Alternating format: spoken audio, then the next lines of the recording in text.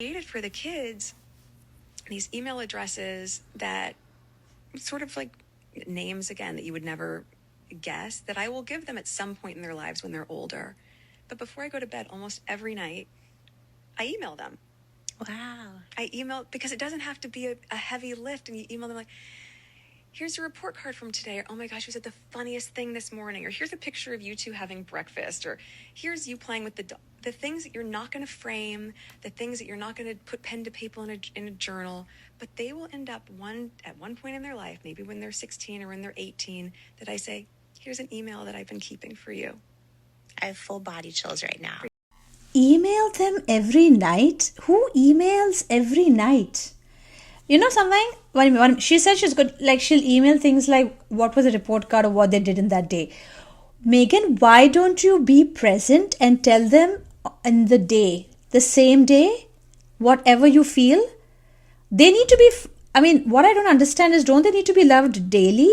Why can't you just tell them on the face? This reminds me of that Drew Barrymore interview where she says, I videotape myself and then, so that they have something to watch when I'm away. This kind of statement, this email thing, makes me feel that she doesn't spend time with her children. Any mother who actually spends time with their children, again, this is what I feel, my opinion, that they generally will say, like, I love spending time, or this is what we did yesterday, or give an example of something that's happening in the present or just recently, right? This statement is more like, it's so unbelievable, honey. Are you okay? And here's everything and every moment that I wanted to tell you how much I love you and like how proud I am of you, and of all things that's making me emotional. For them to be able to look back and go, oh my gosh, she has loved us so much. And that's, I think, the best part about being a mom. So now let's calculate the number of emails you're sending, right? If you're sending one email a day, we have 365 days a year. You're saying that you're going to give them this email address, which, by the way, they can create on their own, honey. They can just make their own email addresses.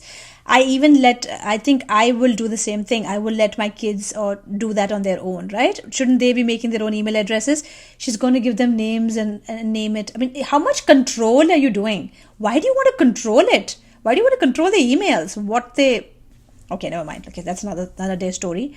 Sounds like a control freak in my opinion. But so they're gonna have, okay, let's say she keeps saying that 2 and 5. So let's do the math, okay? Let's take the younger one. I'm trying to do the math right now. I'm just gonna go mad. So that is 365 emails a year, and you're going to give it to them when they're 18.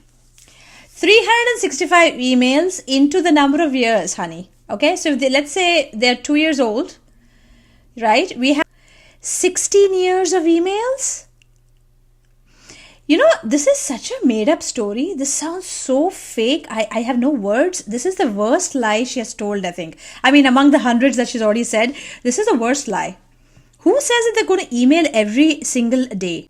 And then I want them to know that they will think I love me. You know what I would do if I were the kid and I have X amount, thousands of emails in my spam, most probably?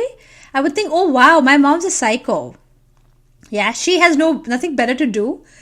Honey, I can give you just a quick tip on this. Be present today. Tell them the same day. That's what normal mothers do. We tell them immediately. We don't send emails.